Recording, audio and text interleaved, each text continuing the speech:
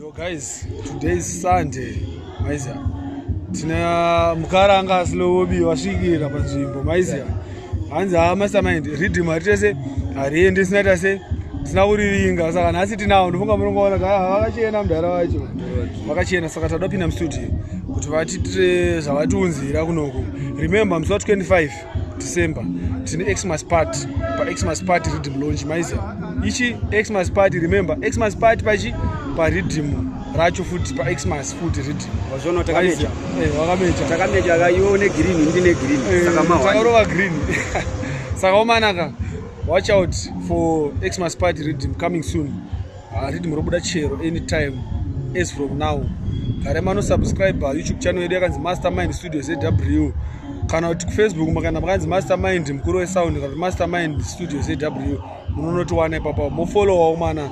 Thank you so much.